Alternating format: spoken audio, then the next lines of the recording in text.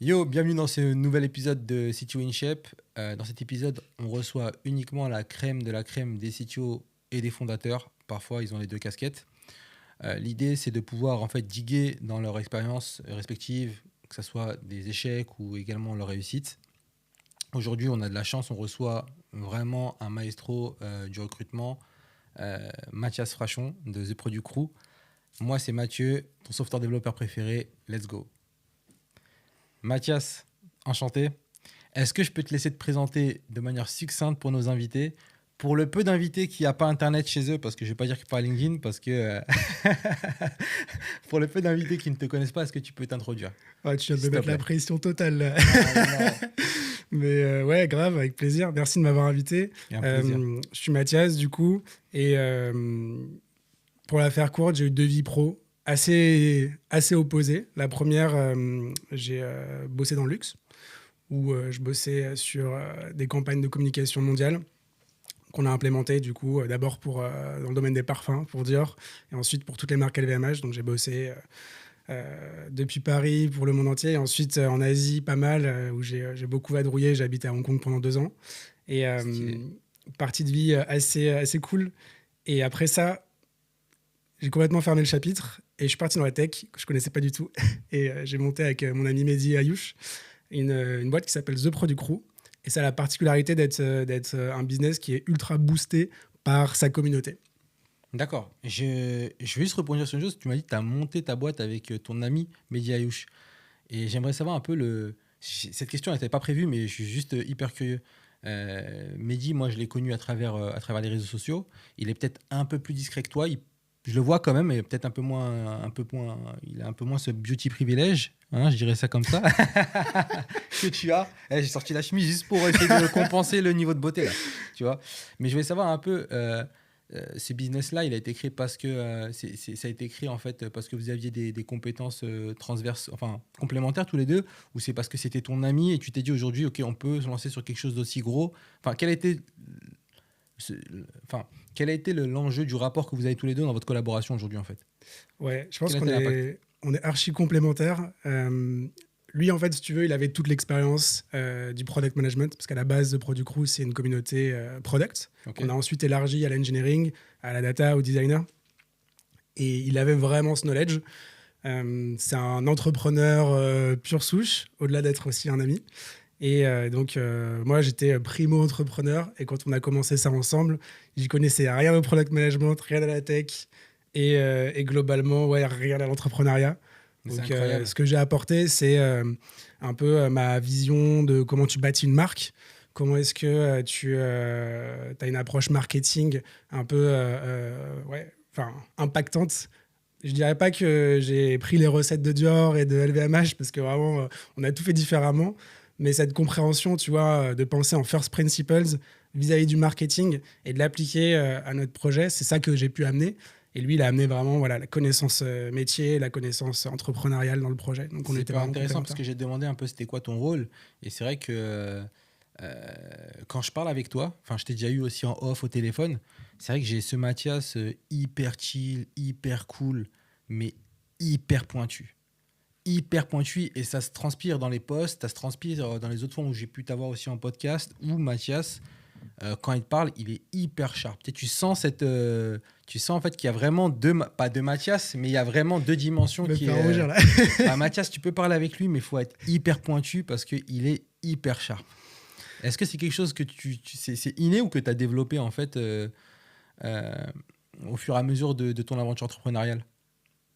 Je pense que t'as tout ce truc du syndrome de l'imposteur où quand tu t'arrives dans un milieu que tu connais pas, tu as besoin de compenser, tu vois. Et si tu rajoutes à ça ta curiosité naturelle et que tu pousses le curseur au max, en fait, tu as un combo, vraiment une sorte d'anxiété, de pression pour être au niveau. Et je crois que c'est ça qui me Ok, drive pas mal, tu vois. ok. Et bah, typiquement, The Product Crew, je me suis retrouvé dans le bain. Je savais même pas ce que c'était que le product management. C'est un peu la honte, hein. Le Non, mec, mais il a confondé ça, une communauté product, c'est pas ce que c'était. mais tu sens, moi, je trouve, moi, c'est carrément mon école. Je pense que c'est pas une phrase de moi, et je pense que ceux qui connaissent un peu, on la ref, bah, vous le mettez dans les commentaires. C'est que Euh, pour entreprendre une quelconque action, tu as juste besoin d'avoir 5% des informations. Les 95% qui restent, tu les obtiendras en chemin. Et j'ai l'impression que c'est un peu ton parcours. Tu À vois. fond. Bah, pour te donner un exemple de exactement ça, quand on a commencé, Mehdi il a balancé à ses 800 contacts dans le product management des invitations pour discuter, tu vois. Et du coup, je me suis retrouvé. Alors, on a divisé en deux et je me suis retrouvé avec à peu près 80 calls, tu vois, prévus en 2 semaines. Et je passais de vraiment 0 to 1 en knowledge sur le product Ouais, à incroyable. échanger avec des pointures, tu vois, et à essayer de, déjà, pas passer pour un zouave total, tu vois, pas être genre à Ouais. côté de la plaque sur toutes mes questions et tout. Ouais, et deux, vraiment comprendre leurs enjeux, c'est quoi le métier. Et en fait, quand tu commences une boîte par de la discovery hardcore comme ça, avec 80 personnes qui sont exactement dans la cible avec qui tu veux bosser, déjà, tu gagnes 1000 points, quoi. Enfin, ça te fait prendre une avance de dingue. Ouais, c'est banger en fait. Je pense qu'il t'a rendu service. Je sais pas s'il l'a fait exprès, mais fallait le faire en fait. Et tu l'as fait. Ouais, c'est un bon entrepreneur. Ouais, c'est ça. En fait, il a compris. En fait, il a compris l'entrepreneuriat en fait. Et ça, c'est cool. Mais ça, c'est cool parce que c'est pas du storytelling, c'est une vraie histoire. Ah, complètement, Et ouais. c'est vrai que vous êtes hyper transparent en tout cas dans la communication. Et c'est pour ça qu'aujourd'hui, j'ai vraiment voulu t'inviter encore une fois.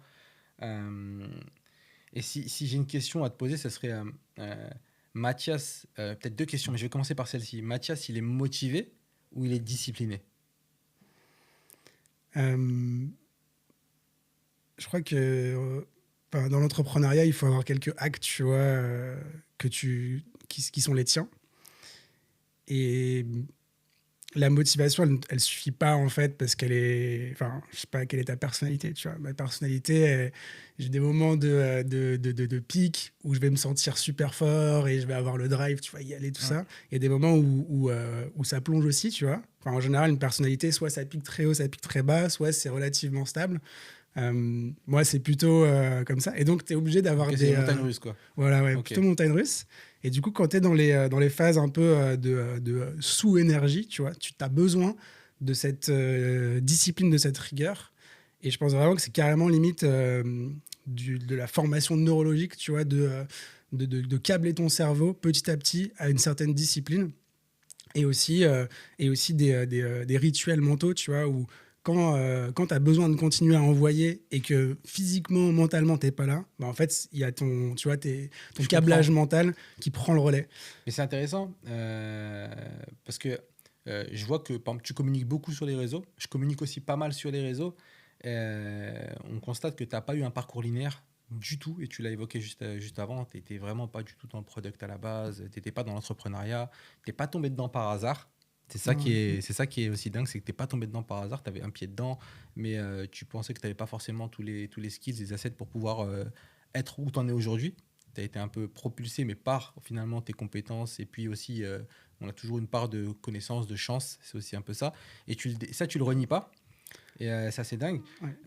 Mais qu'est-ce qui t'a en fait donné envie d'aller plus loin? Et surtout, est-ce que tu as déjà eu envie d'abandonner? Est-ce qu'à un moment donné, dans le parcours que tu as eu là aujourd'hui, est-ce que tu t'es dit, écoute, franchement, j'arrête? Euh, Jusqu'à j'arrête, non, sinon je serais plus là. Ok. mais par contre, ouais, je crois que c'est un mythe, le truc de l'entrepreneur qui doute pas. En vrai, tu es obligé de te remettre en question tout le temps. Par contre, c'est super important de savoir ne pas le montrer. Parce que tu D'accord, ok. as une équipe, des fois tu as des invests, c'est pas notre cas, mais des fois tu as des invests, tu as des clients. Eux, il faut surtout pas que tu vois, dans des moments où justement critiques, ils voient que tu doutes. Mais en revanche, c'est hyper sain que toi, tu sois en mode, OK, est-ce qu'on est sur la bonne route? Et vraiment, genre, prendre ce recul et cette objectivité sur ta stratégie, les tactiques que tu mets en place, la direction que tu donnes, tu vois, à l'équipe, à la boîte, côté marketing aussi pour ta marque. Donc la remise en question et le doute, Elle a une elle est super saine. Mais Ok. ouais. Après, ça dépend aussi des personnes. Il y a des Ça gens dépend des pour qui personnes. c'est Ouais. pas omniprésent, d'autres D'accord. pour qui T'es pas brainfucké. Genre, tu dis pas demain, c'est quoi, je vais quitter. Genre, t'as des hauts et des bas, mais ça reste dans la normalité, quoi. Ça reste acceptable. Tu t'es jamais dit, ok, je claque tout, ça me saoule, en fait. Non, Trop de par contre, pression. ouais, moi, je suis plutôt. Enfin, en termes de décision, tu vois, de prise de décision, en général, je vais avoir tendance à prendre des grosses décisions très fortes à un moment où je sens que là, il faut agir. Et dans ce cas-là, je vais. Bang, ok. Et ça va cut très fort et d'un coup, et ça va pas forcément prévenir. Pareil pour de la stratégie. je suis pas forcément le gars qui va changer la stratégie de 1% par jour, sauf quand on est vraiment sur l'itération et que c'est vraiment l'objet. Travailler des C'est projets, structurant ou rien, quoi. voilà, C'est exactement. structurant ou rien, quoi, en fait, finalement. Mais ouais, sur les grosses décisions business, les grosses décisions perso, j'aime bien voilà, pas, euh, pas changer de cap tous les 4 matins, mais D'accord? par contre faire des gros virements de bord quand c'est D'accord. nécessaire. Et ta décision la plus risquée dans ta carrière a été laquelle? Alors, on peut repartir avant TPC jusqu'à aujourd'hui, mais vraiment, à quel moment tu t'es dit, là, il n'y a pas de filet, c'est chaud. Mais qui a payé, hein, évidemment. Bah écoute, le changement de vie, en fait, je parlais d'une vie pro dans le luxe et ensuite dans l'entrepreneuriat et la tech. En fait, il y a eu quand même 1 an entre les deux. Ok? Et la story, c'est qu'en gros, au moment où, avec ma femme, du coup, on décide de quitter Hong Kong, on décide de prendre un visa pour l'Australie, Working Holiday Visa. Ok? Et ce qui se passe, c'est que on lâche tout. On se dit, vas-y, c'est bon, on bossera en Australie, tout ça. On met un pied en Australie. On va dans un festival de musique. Ok? Le lundi, bam, Covid. Et genre, ils ferment le pays. Ensuite, ils ferment les régions. On est là, ok, qu'est-ce qu'on va faire? Genre, est-ce qu'on rentre en France? Ils avaient tout bloqué, les aéroports, etc. Ah ouais, ok, d'accord. Et, Grosse galère, quoi. et là, vraiment, je me suis dit, là, mec, tu savais pas, mais à une semaine près, t'as tout lâché. Ok, alors tu aurais pu rester dans ton confort, en fait, en Asie, t'assurer un salaire, attendre que la tempête passe. Ouais. Alors que là, en fait, tu avais tout lâché. Ben, finalement, même le travail, je pense que ça s'est pas passé comme tu le voulais en Australie, finalement, non? Bah, en fait, il n'y avait plus de boulot, ouais. Plus personne recrutait. Je sais pas si tu te rappelles, Ouais, début de crise du Covid, c'était plutôt genre, ouais. il y avait tout le monde qui, ça dégraissait dans les entreprises, Ah, il personne faut faisait des gérer. projets de, attends, on va prendre des CDI maintenant, tout ça, en plus des étrangers. Ok, d'accord. C'était chaud. C'était hyper chaud. Et au final, en fait, ça a déclenché une grosse remise en question hyper profonde mais ça a accouché de, ok, c'est le moment de partir dans l'entrepreneuriat. Parce qu'en fait, je l'avais toujours eu dans le ventre. Je m'étais dit, gamin, genre, ça, c'est un truc que je ferais, monter une boîte, essayer, tu vois. Et, et en fait, j'ai compris que là, je venais de reset complètement mon niveau de vie. Parce qu'il faut savoir qu'à Hong Kong, je vivais comme un expat. Ouais, c'était la vie d'Aloca, C'était quoi. la folie, Ouais, voilà. tu étais hyper confort déjà de dire ça. Ok, là, c'est là quand on parle de toujours ce facteur. Ok, ce qu'on disait tout à l'heure, tu as le facteur, ok, ce que tu maîtrises, tes compétences, et puis tu as aussi le facteur chance. Et quand je parle du facteur chance, on peut aussi dire la malchance, mais tu peux en avoir ou en avoir moins. Et là, c'était en plein dedans, quoi. Ah, mais ouais, je considère que j'ai un niveau de chance à toutes les étapes de ma vie, mais monumental, quoi. J'étais à 29 ans, j'étais à Hong Kong. J'allais dans des meetings en Chine, voir les CEO, etc., de marques de luxe, faire des présentations. Enfin, c'était magique, d'une Ok. certaine manière. Et c'est vrai que de claquer la porte à ce truc-là, tout le monde m'a regardé en mode, pourquoi tu fais ce truc, tu vois? Mais ouais, c'est en plus parce que tu n'étais pas dans une situation où tu étais malmené, maltraité, t'avais pas de problème, tu étais posé, tu étais avec ta femme, tu me disais, Ouais. tu étais à Hong Kong, c'est ça? Ouais. Enfin, il n'y avait aucune raison à part celle de vouloir aller te challenger ou de vouloir voir autre chose. Et finalement, tu t'es rendu compte que le confort dans lequel tu étais, euh, bah, c'était une prison dorée, peut-être à un moment donné. Peut-être que tu l'as considéré comme une prison dorée et tu t'es dit, écoute, non, en fait, je peux voir autre chose, découvrir autre chose, je peux avoir mieux, j'ai pas forcément envie de rester dans cette zone de confort-là. Ouais, il y a un peu de ça. Parce que, C'est arrivé sur les 30 ans, tu sais, et tu te dis, ça y est, tu as fait une dizaine d'années d'un chapitre de vie. Et est-ce que tu veux. Bah, vraiment, il y avait aussi ce truc de. Est-ce que tu veux bosser dans ça toute ta vie, faire des grandes campagnes de com, de communication, tu vois, des plans médias C'était stylé, ça me passionnait. Mais Ouais. je pense qu'il manquait un petit truc où je me serais dit à la fin de ma vie, genre, si j'avais fait ça toute ma vie, j'aurais un peu regretté, je pense. ok, tu l'as trouvé ce petit truc chez TPC? Clairement, ouais, enfin, l'entrepreneuriat en général. Ok. TPC, en plus, c'est un projet qui est hyper cool parce qu'il y a des externalités, je dis toujours, il y a des externalités positives hyper fortes. Notre business, c'est le recrutement, Ok. mais on dégage dans la communauté product engineering française une somme de savoir gratuit. Moi, ça me motive grave de participer à ça, tu vois, de D'accord, faire ok. en sorte qu'il y ait ce que j'appelle les externalités positives, tu vois, plein de choses que nous on monétise pas, de la valeur qu'on capte pas nécessairement en la monétisant en faisant du business pour The Product Crew, Ok. mais que ça libère quand même quelque chose qui a de l'impact chez les gens. Et enfin, le truc le plus ouf qui m'est arrivé ces derniers 3-4 ans, là, c'est des potes d'enfance qui m'écrivent, qui me disent, putain, mais mec, sais que je me suis reconverti dans le product management ou dans le dev. J'ai utilisé plein de ressources de The Product Crew et à un moment, j'ai découvert que tu faisais partie de ce truc et on s'est reparlé alors qu'on était ensemble, genre à l'école primaire, tu vois. C'est un truc de dingue en vrai. Non, mais c'est trop bien. Ce truc me matrix totalement. Ouais, mais c'est un truc dingue parce que finalement, c'est du rayonnement et puis tout le monde, t'en fais profiter tout le monde. Et c'est là en fait où je trouve ça hyper intéressant. Enfin, moi, ce que j'ai trouvé hyper intéressant chez The Product Crew, je crois que j'avais échangé avec le CTO qui s'appelle Mathieu, comme ça. par rapport à ça, qui est que moi, j'ai la croyance fondamentale que c'est en faisant du gratuit, entre guillemets, quand on partage de manière jamais désintéressée, forcément, il y a toujours un intérêt derrière, mais de manière à vouloir aider les autres en première intention, c'est le meilleur moyen de se créer du réseau et c'est le meilleur moyen d'avoir du retour. Tu vois, je pense pas que la meilleure stratégie c'est toujours vouloir vendre. Et j'ai trouvé ça assez incroyable parce que chez TPC, ce que vous fournissez en fait en termes de content, c'est genre 10 fois mieux que ce que tu peux retrouver dans des formations payantes à plus de 5000 euros, quoi. Mais c'est clairement ça en fait, c'est vraiment ça. Et pour moi, ça devrait pas être du contenu payant, tu vois. Et je pense que vous avez compris quelque chose que d'autres n'ont pas encore compris ou comprendront peut-être dans quelques années, quoi. Ouais, c'est marrant que tu dis ça. Un jour, quelqu'un de l'équipe a dit ça. Elle a dit ouais, en fait, on concurrence les bootcamps et les formations payantes sans le vouloir. Enfin, vraiment, c'est pas voulu, mais bien sûr. Sauf que la perception, sauf que je sais pas si vous avez autant de personnes qui viennent. Je pense que bon, vous avez forcément pas mal de personnes qui viennent consommer ce contenu-là. Mais je ne sais pas s'ils le valorisent autant. Mais après, là, on rentre dans un autre registre. On parle un peu de perception, de vente. Oui, tout à fait. C'est ça. Mais ça reste intéressant. OK. Et toi, tu souhaiterais...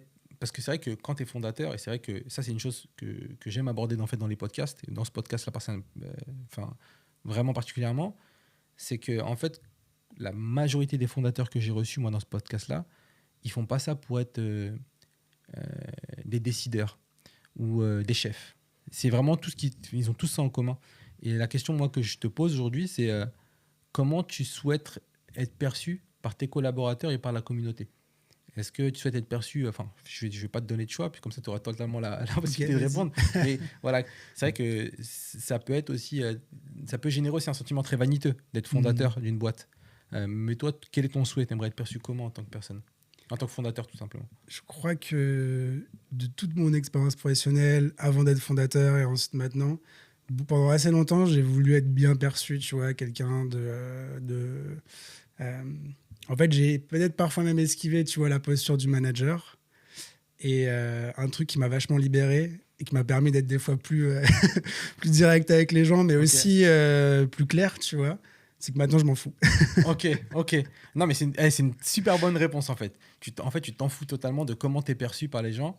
Et sauf si les gens viennent me dire tu me fais du mal, tu vois, ou quand on échange, je me sens... tant qu'il n'y a pas ça, tu vois, j'essaye pas de créer une émotion particulière ou d'avoir une posture d'ego spécial. Mais ouais, toi, tu dis que tu as beaucoup d'entrepreneurs qui veulent pas ça, du coup? Ouais, en fait, qui souhaitent pas avoir une posture de...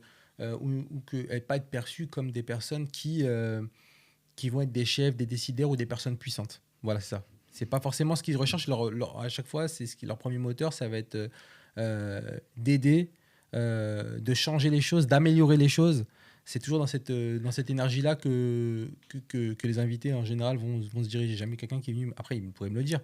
Mais en fait, c'est vrai que aussi, si je les invite aussi, c'est parce qu'ils sont accessibles. Ils pourraient me dire non. Ouais. Ce que je veux dire, c'est que les personnes qui reçoivent le podcast, aujourd'hui, ils le font de manière totalement gratuite. Hein. On est à Paris, c'est les JO. C'est chiant de venir, quoi, tu vois. Ouais, donc, c'est juste l'action, déjà, elle en dit long, tu vois. Mais tu sais, je pense que, personnellement, les entrepreneurs et les boîtes qui m'ont le plus impressionné, ça reboucle aussi avec ce que tu disais sur le fait de donner de la valeur gratuite. Mais c'est effectivement des entrepreneurs qui donnent sans compter et qui sont tellement obnubilés par le problème qu'ils essayent de résoudre, c'est dingue. Qu'effectivement, en fait, ce qu'ils recherchent, c'est l'impact sur ce problème-là. Ça me parle, ce que tu me dis. Et du coup, si tu arrives en tant qu'entrepreneur, du coup, c'est un truc que je dis à mes potes, tu vois, qui veulent entreprendre. Vraiment, deviens fou amoureux du problème que tu essaies de résoudre. Si au bout de 2 semaines, tu commences déjà un peu à te dire, je crois que j'ai envie de changer de problème, tu vois, c'est problématique. Ouais, non, mais pas fait exprès de le dire 3 fois dans la même phrase, mais... Ça fait du sens. Non, mais ça fait carrément du sens. Est-ce que tu peux nous parler de l'action la plus impopulaire, s'il y en a une, s'il n'y en a pas, c'est pas grave, l'action la plus impopulaire que tu aies prise en tant que fondateur? C'est de se séparer de personnes. D'accord, ok. Tu le fais, tu dois pas montrer que ça touche émotionnellement, mais des fois, il faut le faire, quoi. Des fois, il faut le faire. C'est simple Ok. pour l'équipe, pour le futur de la boîte, parfois même pour la personne. Mais c'est un moment super dur à passer et tu peux pas te mettre dans une position de faiblesse, tu vois, d'être trop émotionnel et tout. Il faut que ce soit hyper factuel. Donc, mais pour moi, c'est le plus dur. Je me suis déjà bloqué, tu vois, les cervicales ou des trucs comme Ouais, ça. mais c'est dingue parce Là, qu'en le fait. soir ou le samedi matin, tu te dis pourquoi je suis complètement bloqué Ouais, comme ça. ouais, et, parce que tu sais que ouais, mais c'est assez incroyable ce que tu me dis parce que les profils, alors contrairement, je l'ai découvert, hein. Je l'ai découvert contrairement à ce qu'on peut croire, les profils fondateurs ou les profils à responsabilité sont en général très empathiques. Moi, c'est les profils que j'ai eus, en tout cas dans le podcast ou à travers les différentes rencontres que j'ai pu faire, sont en général des personnes très empathiques. Et ça fait du sens parce qu'ils comprennent les gens, ils comprennent les problèmes, ils comprennent. Enfin, il faut vraiment avoir une certaine compréhension des problèmes de son environnement pour être capable de s'y attaquer et de manière correcte. Donc, c'est vrai qu'on peut croire que c'est un peu des personnes insensibles, alors qu'en fait, prendre des décisions comme celle-ci, c'est pas forcément des décisions évidentes et ça peut vraiment impacter très profondément, quoi. Ouais. Et du coup, tu as l'image, c'est vrai, du patron un peu à l'ancienne, en fait, Ouais, c'est ça. qui existe C'est peut-être plus exactement vraiment. ça. Mais ouais, ok. Mais ok, maintenant c'est une question que j'aimerais qu'on aborde. Et là vraiment, c'est pour nos auditeurs. Euh, si jamais tu devais donner, on va la faire à l'envers. Quel trait de caractère pour toi, et selon toi, si tu devais citer un seul trait de caractère, est genre incompatible ou fatal à la réussite d'une personne dans l'entrepreneuriat? Genre, là, demain, il y a une personne qui dit je vais devenir voilà, entrepreneur. Et c'est ce trait de caractère-là, tu sais déjà. Bon, je pense qu'il doit y en avoir plusieurs. Mais genre, s'il y en a un que tu devais citer, ça serait lequel? Bah, clairement, je sais pas comment le faire dans le sens, mais en gros, c'est si tu sais pas vendre. Et- ou plutôt, c'est pas grave si tu sais pas vendre, mais si vraiment tu veux pas vendre, faut pas monter une boîte. Parce que en vrai, il y a aucune boîte où, enfin, tu sais pas vendre et tu le délègues direct. Tu crées un produit, t'es Ok. pas capable de le vendre toi-même. Ok. Tu vois, bah, enfin, et que ce soit de la tech, que ce soit du service, je pense que Peu ça importe, s'applique ouais. à absolument tout. Il y a des personnes qui sont des ingénieurs techniciens dont la skill de base n'est pas, tu vois, la vente.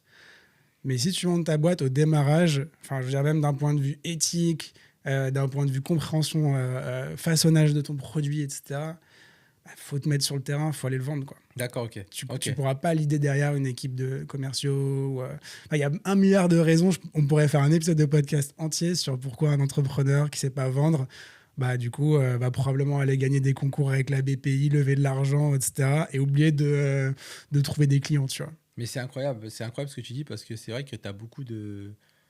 Ça fait écho à un post que j'ai lu il n'y a pas très longtemps qui disait que oui, en fait, tu as t'as pas mal de boîtes en fait, qui sont excellents pour lever des fonds, mais totalement mauvais pour être capable de vendre correctement.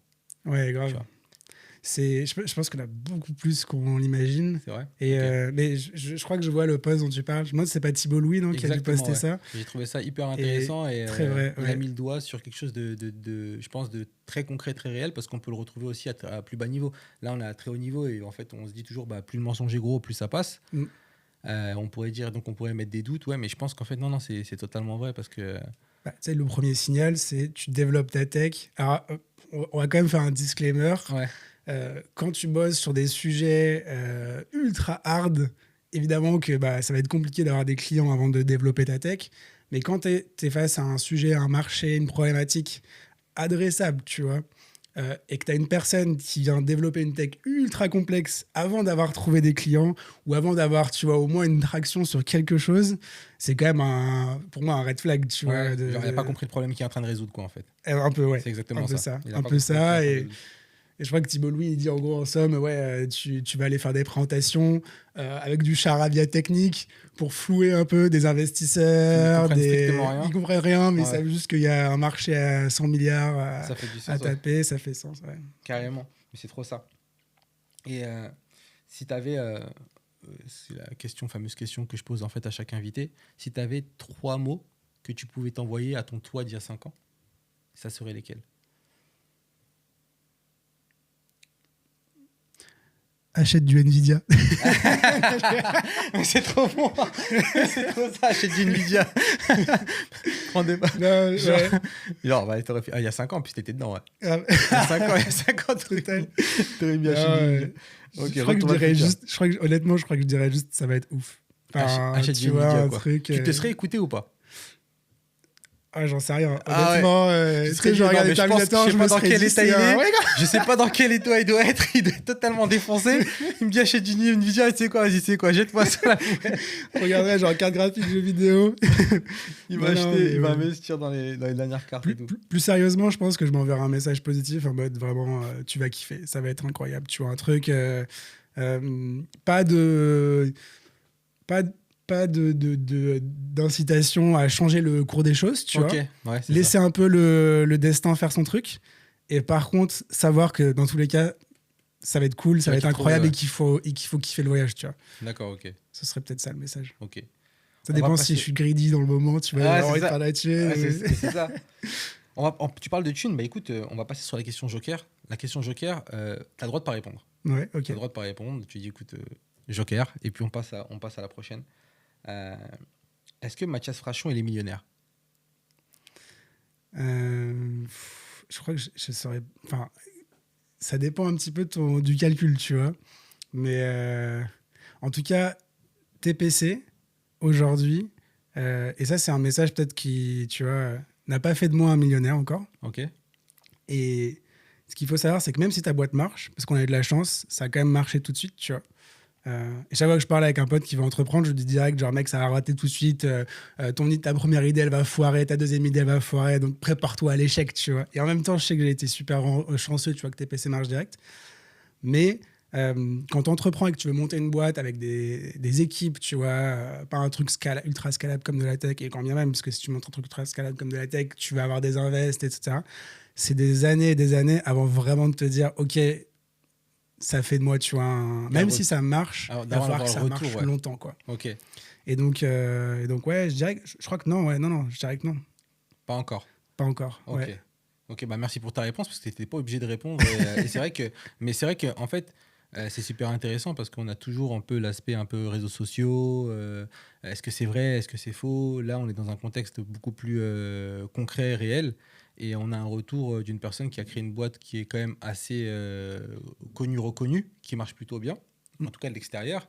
Et on se rend compte qu'en vérité, bah, c'est pas aussi simple que ça. Que ça soit sur la timeline, ça ne fonctionne pas du jour au lendemain, même si tu as la boîte qui fonctionne parfétement, qui fait des revenus dès le départ, c'est pas comme ça que ça marche en fait.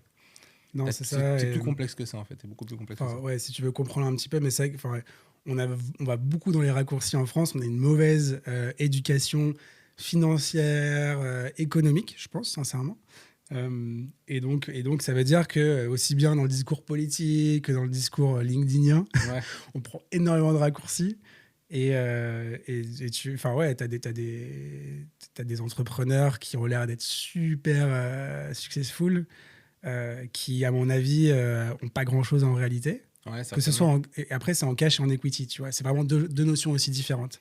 Tu peux avoir une boîte qui fait énormément de cash, mais qui a pas une valeur énorme en equity, ou l'inverse. Tu peux être super dilué sur ton equity, et en plus, tes invests, ils te mettent la pression, donc t'as pas de salaire. C'est un gros sujet, même dans les boîtes qui sont quasi des scale-up, tu vois, ou des licornes. Donc ouais. Enfin, il y a plein de choses à... J'invite à faire son éducation financière à chacun. On pourrait faire une série juste pour ça, carrément. Voilà, exactement. Mais écoute, Mathias, on arrive à la fin de ce podcast. C'est passé très rapidement. En dessous du podcast, vous retrouverez en fait le lien évidemment de TPC et le LinkedIn aussi de Mathias. Très accessible, donc n'hésitez pas à lui poser des questions si vous en avez, supplémentaires en tout cas. Est-ce que tu peux nous dire où est-ce qu'on peut te retrouver et c'est quoi les prochains milestones pour toi et puis TPC aussi? Ouais. Bah écoute, prochain milestone, prendre des vacances. Ah, ok. non, c'est un vrai milestone. Ça. Ouais, il va y avoir un petit peu de break là. Et puis non, sinon pour TPC, continuer à accélérer. On vient de lancer la data, les profils IA. On a beaucoup de profils incroyables dans la communauté qui commencent à faire du partage d'ailleurs. Donc si vous regardez, vous allez voir, on a commencé à faire des talks de fou sur comment bâtir avec l'IA. Il y aura des événements, plein de choses, des meet-ups qui vont s'organiser. Donc la rentrée va être hyper active. Restez branchés. Hein. Exactement. Et puis pour suivre effectivement la suite, LinkedIn. Et genre juste, voilà, récemment, j'ai lancé une newsletter où je vais vraiment partager une fois par mois un mail où tu as tous les insights du marché de l'emploi tech, parce que je remarque que c'est vraiment la question en ce moment chez nos 800 clients, dans les membres de la communauté et en dehors. Comment va le marché? On avait fait un épisode ensemble Ouais, carrément. dédié à ça. Et quelles sont Je les mettrai le lien en opportunités, quelles dessous sont aussi. les hacks. Voilà, ça s'appelle Tech Pulse, du coup. Tu Tech peux le retrouver Pulse, ok, sur Substack. Je te donnerai le lien. carrément. Et j'espère vraiment que ça va aider un maximum de monde à donner du thermomètre, tu vois, le pouls du marché de l'emploi. Parce que peu de gens ont cette vision. On a la chance d'être au centre avec les entreprises et les talents. Énormément de flux d'informations qui transitent Clairement, ouais. par nous et on peut donner un peu une vision. C'est ce que je vais essayer de faire chaque mois. Mais c'est ce que je dis en fait. Souvent en fait, si vous voulez avoir en fait un peu le thermomètre du marché, enfin si vous avez vous voulez savoir où vous allez en fait, si vous imaginez-vous un peu comme sur un bateau et vous n'avez pas de boussole, je pense qu'il y a certaines boîtes, certains recruteurs qui sont super intéressants à avoir en fait dans son thread parce qu'ils sont capables de vous orienter et vous êtes capable de prendre des décisions ensuite. Donc c'est pour ça que j'avais dit il n'y a pas très longtemps d'ailleurs dans un post qui a pas mal tourné que si jamais vous cherchez une boussole, euh, TPC et Mathias Frachon est une excellente boussole, un excellent thermomètre. Et Tanguy Barry aussi. Yes, Tanguy Barry, carrément. qui est gros big up à 100%. lui, qui est vraiment excellent et un excellent thermomètre aussi pour connaître un peu la température du marché. Mais écoute, on arrive à la fin de ce podcast.